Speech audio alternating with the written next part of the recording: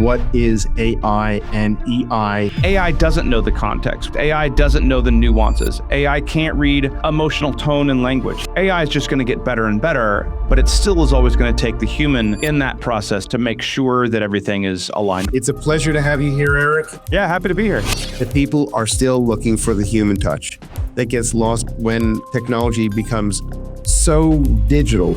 If I'm terrible at something, AI can make me mediocre. But what AI can't do is if I'm mediocre, it's not going to make me an expert. If I'm using AI to generate a content and then everybody else is using AI to summarize that content, like where's the human in it?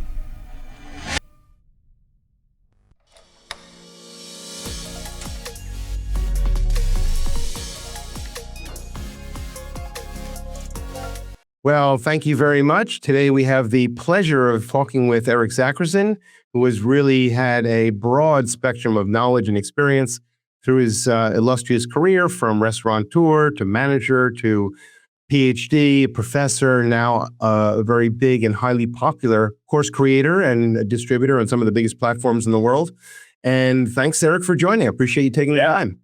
Yeah, happy to be here. It's a pleasure to have you here, Eric, and to spend some time and learn more about the world you're touching heavily, which is emotional intelligence and artificial intelligence and team building and relationships and leadership and all the things that have been radically changed by technology, as they always have been, but now even more so and even faster and faster cycles.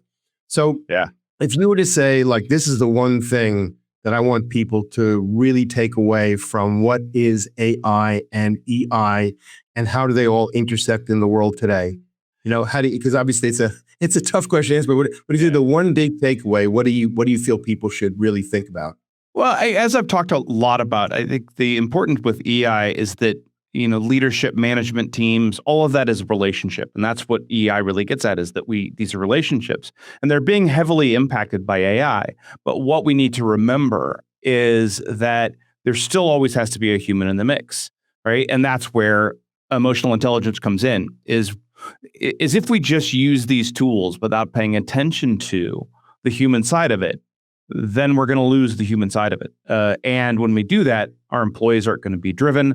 We're going to lose the employees that we don't want to lose. It's just going to be a lot more challenging. So they really come together in kind of being able to use both effectively. What's interesting is I found that, and this is probably, maybe I'd love to hear if this is your experience. You know, a lot of people, you know, you take a fine cheese, and then in the United States, they have this thing called Cheese Whiz, which is cheese in a can, which is horrific. Yeah. And AI has that tendency and has that capacity, if not used correctly, to turn communicationist into Cheese Whiz, which is the most sanitized, distasteful, untasteful, whatever the right word is, experience. And I think that people have used it for answering emails, for communicating in ways that becomes very sanitized. And I think that's, you know, and how do you do that if you've grown up with AI, or for people who are growing up with AI, where they're not really sure maybe what it was like having to communicate in the analog world, let's call it, or just in a normal sort of communication? How do you begin to educate or coach or inculcate the type of human touch when people are just, you know, these days, tendency to hit a button and let the computer answer for them? Yeah, I think there's a couple layers to that. I think one is this idea to remember that, and this is in my work, I teach people not necessarily like, oh, here's how you do X, Y, and Z, but more how to learn to work with the machine. And if we learn to work with the machine rather than to like train people how exactly to use ChatGPT or whatever, right? Then we start learning how they interact with each other. And again, it's that idea. I've always come back to this idea of human in the mix, that AI doesn't know the context. We have to give it the context. AI doesn't know the nuances. AI can't read emotional tone and language. It's all about us. It can help us do that, right? It's really good at going, this is how this might be interpreted. But it still requires us to do that. And so I think people just coming up have to be trained and informed on, this is where AI can go wrong. This is where AI makes mistakes. And this is where humans improve that. Because AI is just going to get better and better, but it still is always going to take the human in that process to make sure that everything is aligned right. Right. And we talk about alignment, you know, obviously in the world we exist today, people, I would say for the most part, interact with AI one-on-one. That is to say, they interact with a computer on a desktop or on a phone, but it's not in a, not that I've ever seen an experience where people are having multiple AIs in a room interacting. So you're talking about how do we create this environment when it's really one-on-one. If you had a room with 5 people and 2 AIs or 3 AIs, what would happen? And I'm sure there'll be testing of that in the future, but getting people to understand what is the human touch and what is the human experience. Well, and that actually is starting to happen. I was in a call, and this is with an organization focused on AI, so this would be expected. But I think there were 8 people and 8 AI tools all in the room at the same time, right? Yeah. And we're seeing, and I know a lot of people. I specifically, when I'm working on content creation, I utilize ChatGPT and Claude or Gemini against each other, right? So I have them. I mean, I feed it in, but I think it's getting to the point that they're starting to communicate a little more. But again, it's us being wary and really thinking critically about what's being said by whom, and recognizing that AI, again, doesn't read all of the nuance, can't tell all of the nonverbals that we have, doesn't know the history of our relationships with people. And so that's what we have to kind of keep relying on as that begins to happen. But arguably, we are going to see more and more advanced AI being able to read some of that stuff, but I think we still need to be really careful with it. Yeah, it's quite a ways we've come in such a short period of time. The commercialized world of AI has been a few years, but the evolution is extraordinary. I think the ease of use is both the good and the bad. Ease of use makes it seem like everyone can become Shakespeare, or when in fact, it's really probably not the case. But it is nuanced in terms of organizations and how do you adopt this. And in your experience of organizational adoption, is there much? What is the attitude? Because I've had clients that are very large, that are very in very regulated industries where there's a huge amount of concern, not the least of which what it could say to a customer, what it can do. What is your, do you have any lived experience of the small company versus the middle versus large, and how they're adopting AI that might be nuanced as it relates to human relations with each other? A big part of it is people are afraid of it. Employees are. They're afraid they're going to be replaced, but they also are embracing it.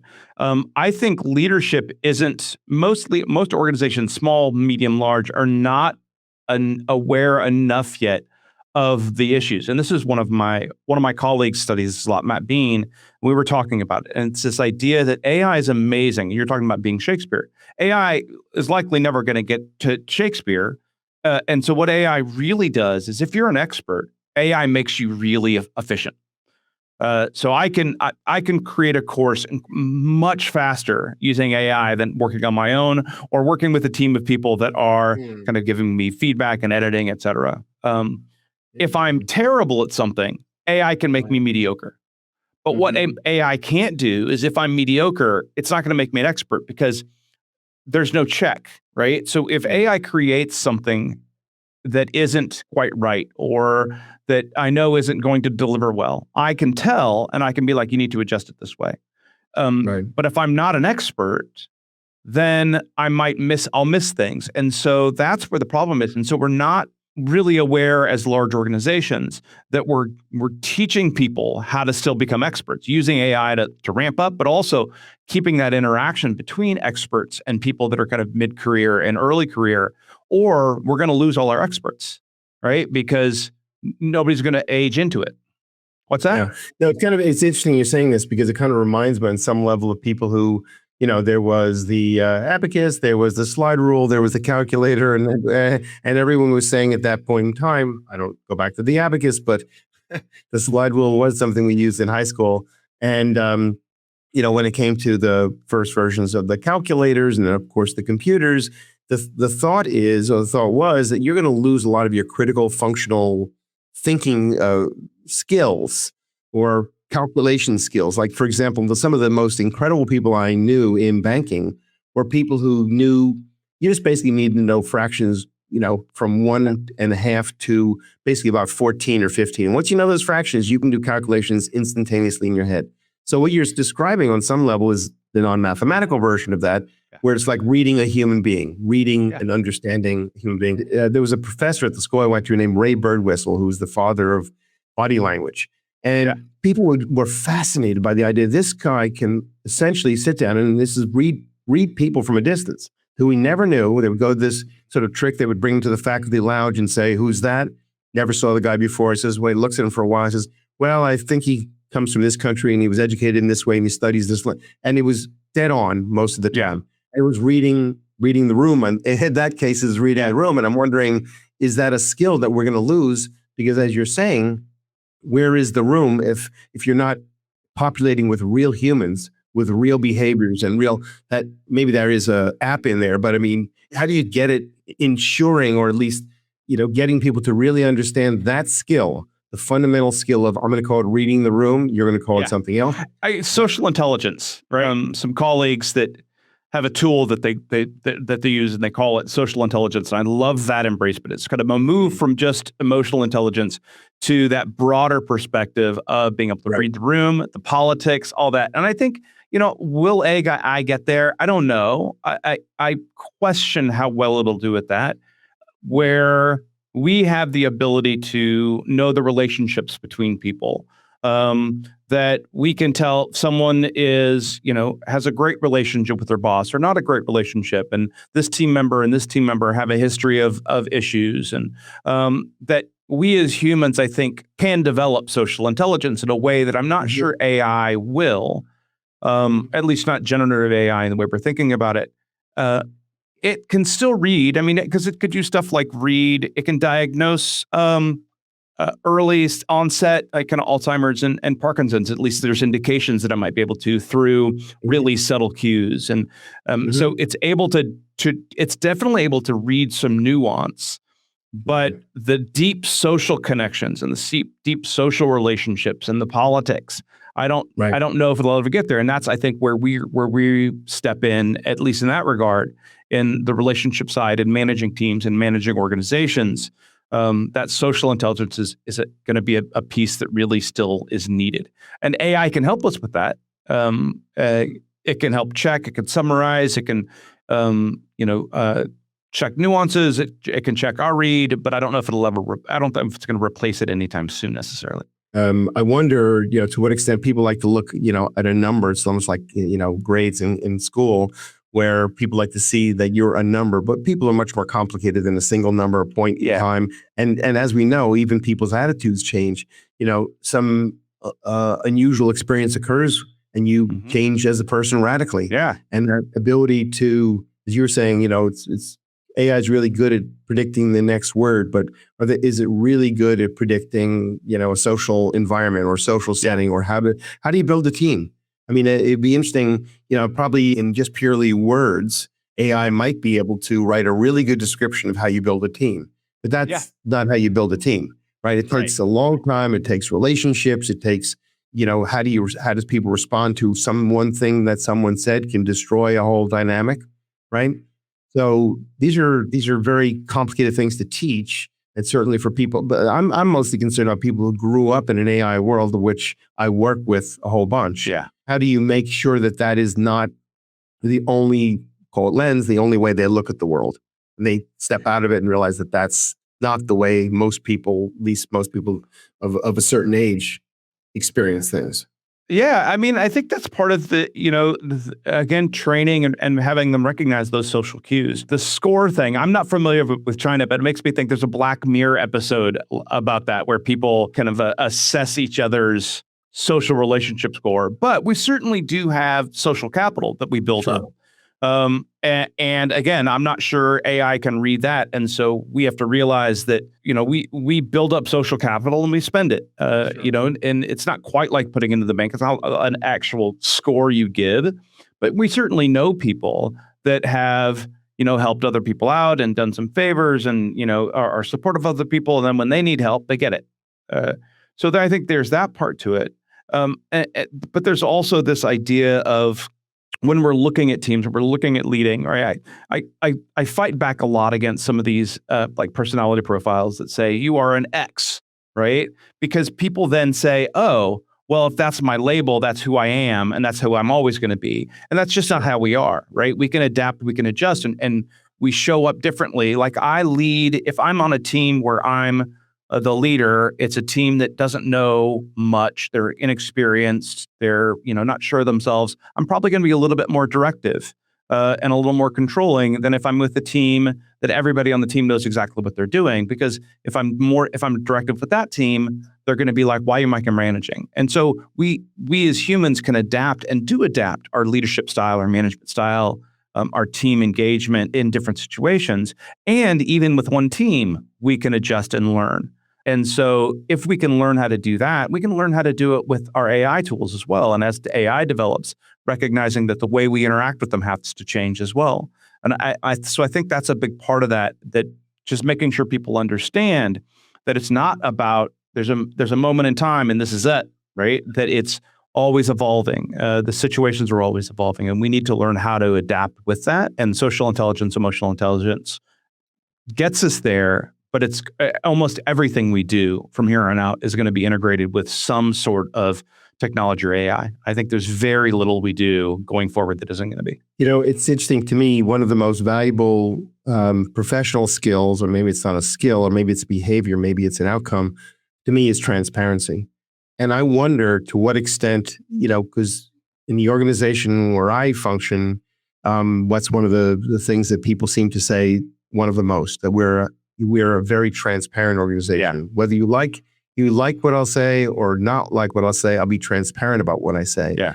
And I wonder, when people certainly lean on AI as a crutch and not a tool, if they lean on it as a crutch and they become just, someone hitting a key and getting an answer and then copying and pasting that into some other function, or not only is transparent for an organization, but is transparent for who they are and who they become. I don't want to sound too philosophical, but at some level, if you are not genuine and you are not using it as a tool and reflecting and pushing back, to me, it seems like you're almost going to lose your personality, and that will be the apex of lacking transparency. When you are just a vehicle for a computer spitting things back at someone.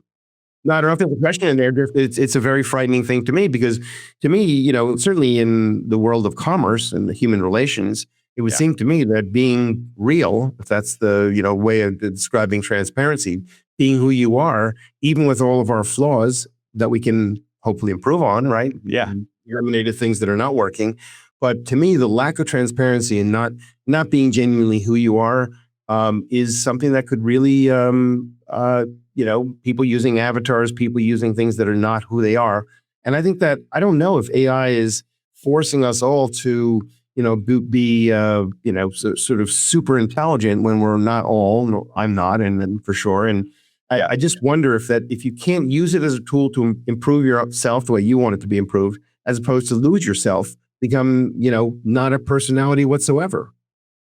Yeah, well, I think that's one of the issues. There's a funny thing that it's like, all right, if I'm using AI to generate content, and then everybody else is using AI to summarize that content and then feed that back, like, where's the human in it? And I think that's the problem we run into, and what we have to be really careful of. And this is something I talk about with my students all the time, right? Because it's rampant in education. We've had to change how we assess students, because I mean, even though we say, hey, like discussion posts, guys, discussion posts need to be you. The value of this is you talking about it, so that when you come to class, you know what you can talk about it. But I had one assignment, I swear 30% of the students had the exact same example, and it was something about Apple's integration of X, Y, or Z, right? Which clearly was they were all using AI, and it was giving them all the same answer.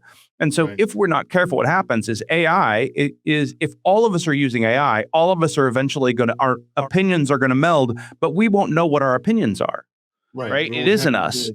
Yeah. Right. And so we've got to be really careful about that. And going to transparency, I think that's where that comes in, is we just have to be really, as organizations, we really have to focus on first transparency on why we're using AI, when we're using AI, et cetera, because that's going to get trust from our employees and trust from our consumers. And then where's our voice, right? Being really clear, here's where our voice is, here's how we're using AI.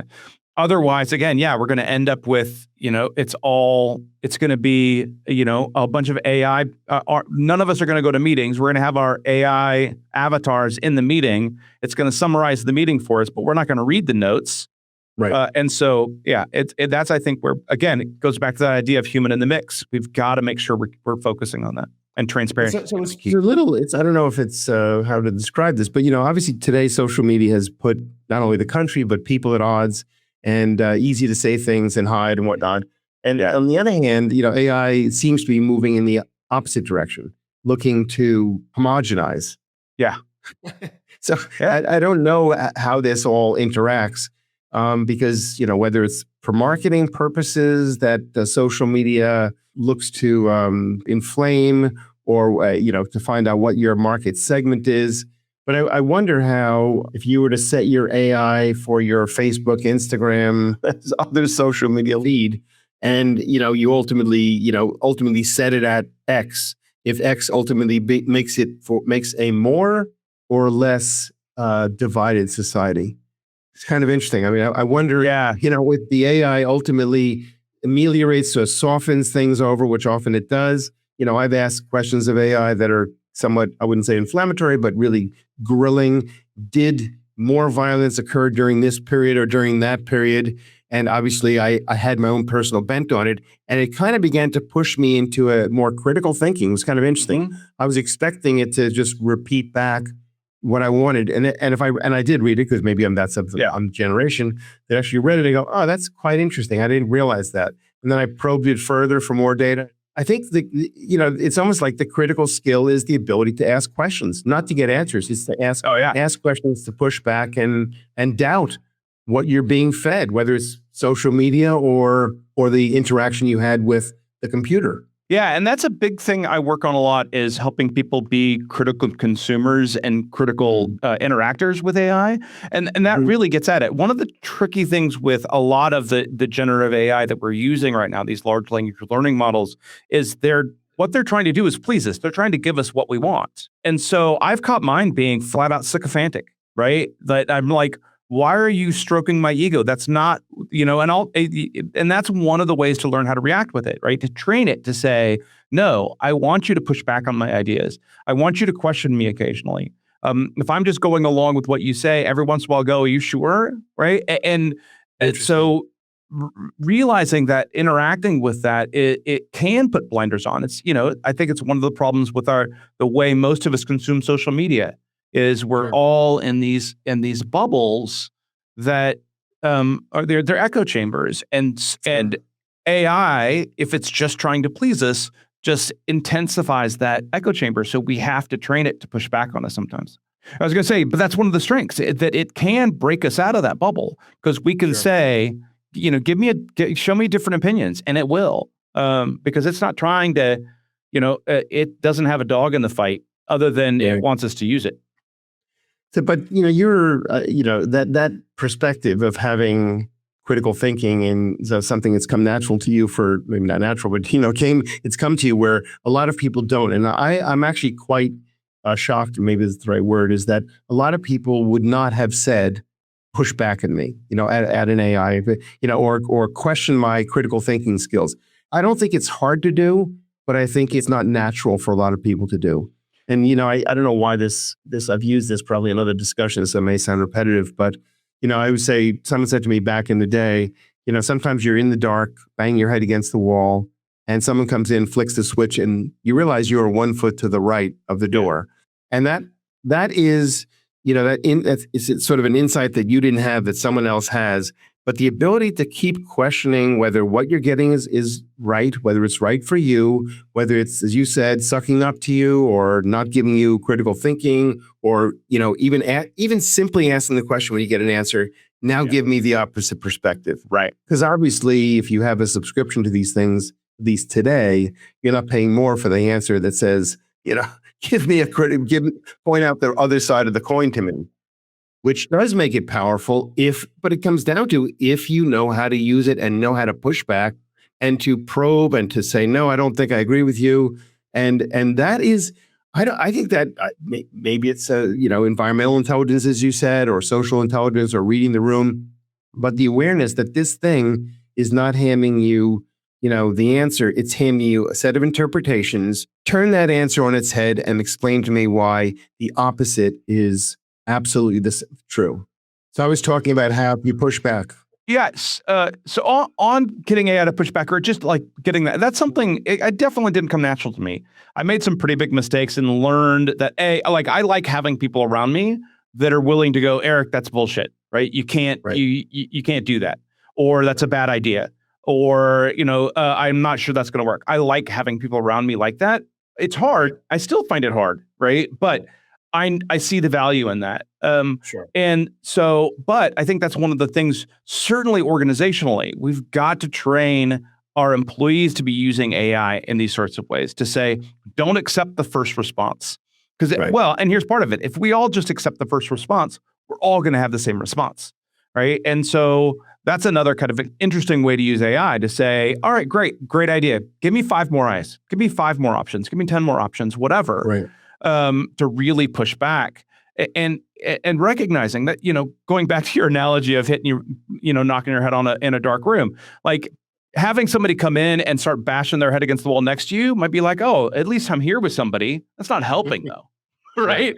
You want somebody coming in and going, Different perspective. either A, do you want a pillow for your head, or B, let's look for the light. Have you looked for the light? Right. We need people around us questioning us. And that's, again, AI can do that. And one of the challenges as a leader, it's hard sometimes for people to do that, right? I can certainly search people out that will, that I can put on my teams that'll question me. But, I'm relatively, I don't know if this is obvious, relatively kind of outgoing and engaged. And so there are people, I've had this in the past, that are like, oh, if you're excited about an idea, I have a hard time telling you it's not a good idea because you get so excited about it and we like you, right? But AI doesn't care if it likes you or not, right? AI doesn't care if you like it. If you just say, I want you to question me, it will. Whereas our employees might not. Yeah, it's quite interesting. We have a product we're just releasing called Journey Builder, where it's very much the voice bot. And what's interesting about it is getting people to realize that you can actually have these private conversations. And obviously there's apps for therapy apps, et cetera. And there's all these jobs are changing.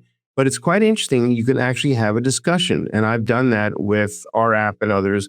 We just have a discussion, a persistent discussion, and it remembers pushback or provide a critical and insight. And whether someone has a partner they do that with, or a family member, or father, mother, sister, brother, et cetera. It is very hard, I think, for many people. And I wonder to what extent the next generations of organizations will be so almost like it's the Star Wars bar comes to mind, with so many different characters gibbering away in different languages, but there's just this frenetic activity, and that ultimately hopefully does result in a lot of good things coming out of them, whether they're product or results for people. I just think that one of the major challenges from what I've seen as well, and I'm sure you're probably in agreement with this, that the ability to create conversation, dialogue, both of us are very outgoing. I wonder, this getting people out of their shell is an important skill for a manager, right? And, I wonder to what extent, as a coach, you can provide some insights to people on how do you do that as a manager, old school or even new school with AI. Well, one of the things certainly that AI can help, not necessarily to coach, but certainly in team interaction, that AI is good at saying, hey, is there somebody on my team that's not speaking as much? And we might miss that. As a trained facilitator, I'm pretty good about being able to tell if someone's not contributing. But that can help. And additionally, I think this is one of the cool things. This isn't large language learning models per se, but the technology and AI's ability to advance technology. I think somebody was telling me that Google Meet may have this already, but it's coming really soon, where instant translation, right? I don't think we're long. You remember the Babelfish from Hitchhiker's Guide to the Galaxy, where you put it in your ear. I don't think we're far from being able to instantly translate from English to Chinese or Mandarin and back and forth. Sure. and that we could sit in a meeting room and no longer. That's one of the challenges, and we've experienced this. We work with people across the globe, and I do in a couple of other contexts as well. And there's times it's hard, happens to me when I'm working with Swedes, right? That they're speaking, I have to translate it, think about it, then translate back to Swedish, then put it out. And so I won't contribute as much because I'm not thinking. I've got more processing time. And then if you pair that with, some cultures, like a lot of Asian cultures, which generally are a little more reticent to jump in anyways, you throw a big language barrier. Now, all of a sudden, if they're understanding, it makes it easier for them to contribute. So you've got the ability for them to understand what's being said, be understood quickly, and as a manager or leader, be able to indicate, these folks aren't speaking yet. I need to, a little something can come up on your screen. Hey, make sure you're reaching out to, Shengji or whatever, right? So that we're involving more people I think that's some of the really cool stuff that we'll see. Yeah, there's clearly tools that are being innovated that all about pushing people to push their limits.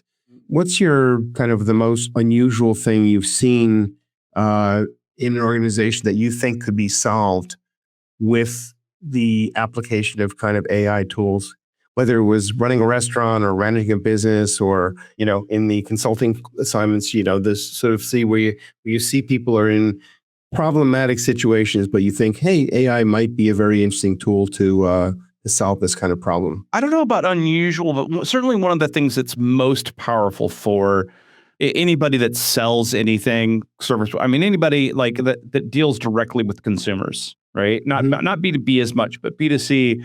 Certainly, the ability to consume and interpret vast amounts of customer feedback, right? That being able to scrape social media comments and feedback and really eke out nuances, or customer support data, and really be able to dig through that in a way that we just couldn't before because it's just too much data. That's, I think, some of the things that it really is going to change the way that we interact with our consumers, because we're going to be able to figure out what they want more quickly. I was just playing with the idea of, the fact that, well, this is one way I've played with it lately, and it was kind of surprising to me. I didn't really thought about that. Strategic planning, right? The traditional strategic planning in organizations is, this 3 to 6 month burdensome pain in the butt, right? You've got market analysis, industry analysis, competitor analysis. You've got to be doing a bunch of internal interviews and all that kind of stuff. Right. And now I've always argued, I've had companies like, we're going to take 6 months to do a strategic plan, 5-year strategic plan. I'm like, first of all, anymore, if you're doing a 5-year strategic plan, years 4 and 5, just throw away. Additionally, if you're taking 6 months to do it, the data you gathered on day one is useless at the 6 turn point. I was like, sure. But AI now, industry analysis, market analysis, competitor analysis, the consumer sentiment, it can do that fast, right? Now, we still need to be doing the focus groups with our employees, the focus groups with our consumers. We still need to be bringing that human in the mix. Go, all right, so here's some of our options. Which one feels right and why, right? That our instincts still need to be in there, but it makes the strategic planning process take weeks, not months, or even less, really. And I think that's some ways that we'll be able to see. And as a consultant, I'm like, oh, crap. Right. Exactly.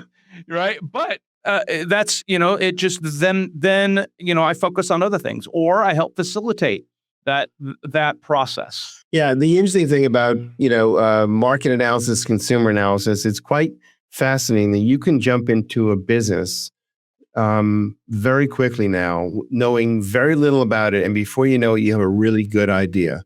I didn't know much about inference models a few months ago, and I'm not a guru now, but I have a much better idea than I could have ever had by picking up 5 books and picking my way through them. Yeah. I wanted to know, I asked a simple series of questions. I asked a follow-up series of questions. And now I may not become a world expert in the next, year, but I'll certainly be much more informed when I have to make a strategic decision. And that's probably, one of the greatest things that people can get at is not necessarily responding to an email with a homogeneous kind of response, but being able to ask the question of the email you received, what were the subtleties of the message that I was getting. Yeah, and I'm getting this, and not just one email, but taking a copy of 10 emails that have preceded it, and hopefully gives us better ability to understand each other and understand certainly business markets, et cetera, technology. Yeah. Yeah. I've been using it a lot that way. I got a long email thread with somebody, or, like I'm been pitching a project or, whatever the case is. And then I'm like, I need to respond to this in a way that keeps the door open, encourages. And so, creating a prompt that kind of gets at that.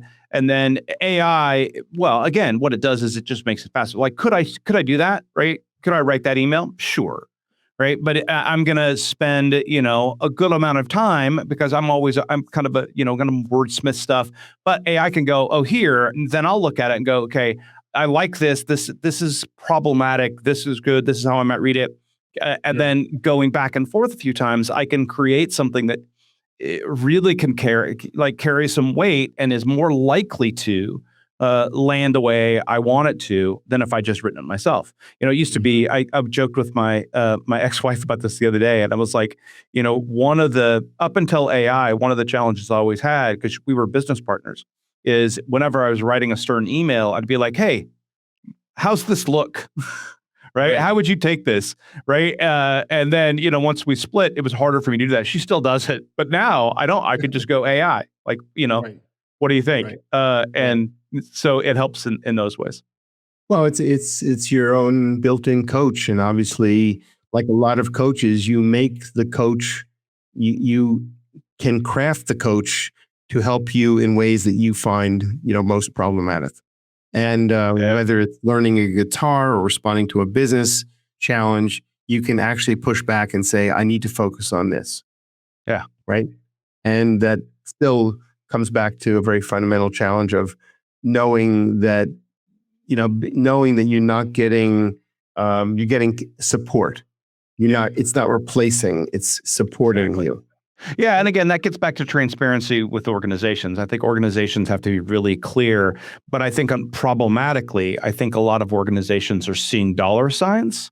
And we can eliminate all of these people and save a bunch of money, which, sure, short term, maybe. Long term, it's going to be an issue because can it do all those things? Yes. Can it do it with a human nuance?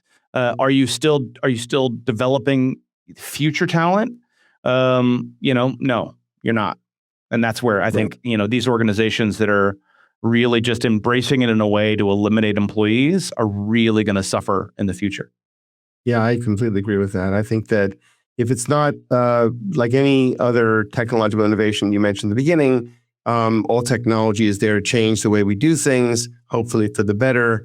But the idea that you're going to eliminate people, I think you're just absolutely going to change what we do. And there'll probably be many jobs in the future that are not even defined now. Yeah. I mean, you were, riding a horse and buggy, you would never have defined the electric car, no less the car. And so I don't think we know what we can imagine those things to be. And I think it's, in the climate that we have now, where people are going back to, very manual labor, or thinking that is the future, certainly in the United States. It's not. And the future is very unique things we probably can't even begin to define right now. 100%. But it's kind of interesting. I don't know if this is apropos of that. I was reading that Pan Am, the old airline, is coming back as a luxury, potentially as a luxury travel. Yeah. Oh, that's interesting. I thought it was fascinating because with the innovation of technology, and frankly, it's kind of funny apropos of vinyl, people going back to records. Yeah. There's a lot of character that gets lost. I mean, human character that gets lost when technology becomes so digital, let's say, or so antiseptic that people are still looking for the human touch. Yeah. And that probably will never go away as long as they're humans, right? Yep. And as long as people have emotions, and as long as, we have agency, we each take responsibility for who we are, as opposed to giving it away to a machine. Yeah, and it's interesting that just made me think of my son a little bit. So my son, he's an artist, so already he's a little anti AI generated art, but all of his friends are pushing back a bit on. Now they're embracing the use of AI for kind of knowledge work, but certainly the creative side, his generation, he's 15, right? That there a lot of the kids that I know at that age have a kind of a negative impression of AI as a creative venue, right? So if they see an ad they think is AI generated, they're like, I don't even like that product. Yesterday we were at the San Francisco airport, and they've got I think it's Afrofuturism display, but the poster to walk in the hallway was clearly AI generated. He's like, I'm not going in there. Right. And I was like, Right. So, hopefully, I think there might be some pushback in that way as well, at least on the creative side. Sure. I hope so, because I think that's where we really have some risks in the creation of art, whether that's, movies, visual art, et cetera. That's where I really hope the brakes of AI, the brakes get put on AI a bit. Eric Zackrison, thank you for spending the time. Yeah, absolute pleasure, Paul. Absolute pleasure. Thanks. We all love meeting interesting people. Meet the Gurus is my adventure with you, traveling the world, connecting with people all over with different insights from technology and business, entrepreneurship and design, all sorts of things that help us understand what we do in our lives, our careers, and how we can be bigger and better, happier and more satisfied, all the things that we would like to achieve. Come join me.